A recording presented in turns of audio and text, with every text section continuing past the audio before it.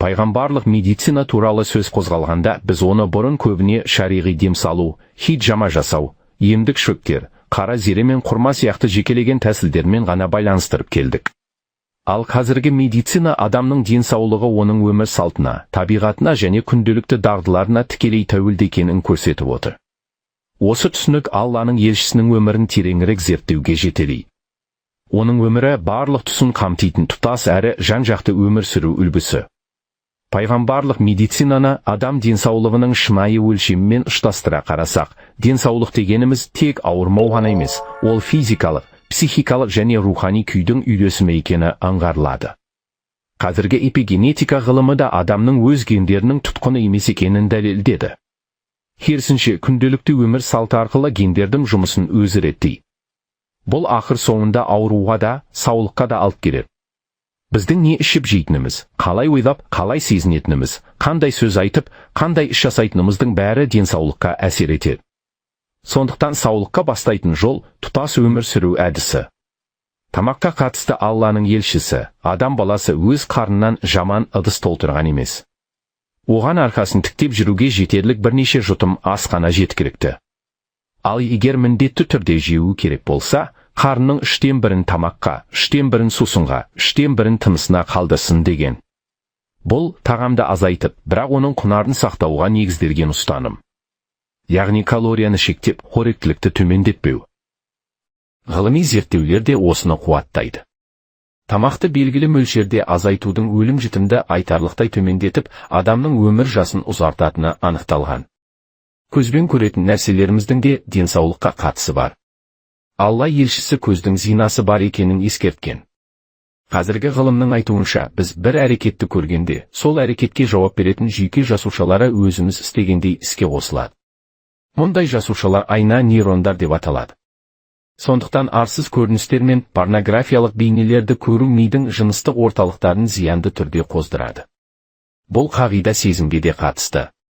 Ардақты пайғамбарымыз, сендердің ешбірің өзі жақсы көрген нәрсесін бауыры үшін де жақсы көрмейінше иманы кемел болмайды деген. Ғылыми зерттеулерде сүйіспеншілік, мейірім мен жанашырлықтың шипалық күші бар екенін дәлелдеді.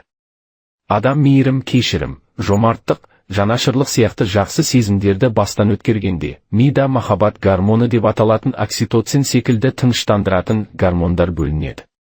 Олар күйзеліс гормондарының зиянды әсерін әлсіретеді. Тіпті ең қарапайым ізгі амал күлімсіреудің өзі де үлкен әсер етеді. Алла елшісі, бауырыңа күлімсіреп қарауда садақа деген. Қазіргі заманға ғылыми зерттеулерге сүйенсек, адам күлгенде және күлімсірегенде мида қорғаныш тетіктері іске қосылып, эндорфин сияқты бақыт гормондары бөлінеді. Ал ашулану, қызғаныш, көре алмаушылық, адреналин мен кортизол секілді ағзаға зиянды гормондардың көбеюіне әкеледі. Сондықтан пайғамбарымыз ашуланба деп бірнеше рет ескерткен және бір-біріңе қызғанбаңдар, араздаспаңдар, теріс айналмаңдар, біріңнің ісіне екіншің килікпеңдер деп өсиет қалдырған. Ойлау жүйесіне келсек, Алла елшісі бізді үмітке, жақсы ойға шақырды. Құдси хадисте Алла тағала құлының өзі туралы ойына қарай әрекет ететінін білдіреді. Жақсы ойлағанға жақсылықпен, жаман ойлағанға соған сай жауап берілетіні ескертіледі. Сол себепті үмітсіздікпен торығудан тыйған, оларды ауыр күнәлардың қатарына қосқан. Қазіргі зерттеулерде мидың қиял мен шынайы бейнені айыра алмайтынын көрсетті. Ойымыздағы көріністерді шындықтай қабылдайды, ал бұл денсаулыққа тікелей әсер етеді.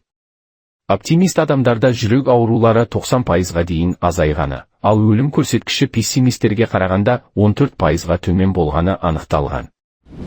Демек, пайғамбарлық медицинаны біз ұзақ уақыт бойы толық ұғына алмағанбыз.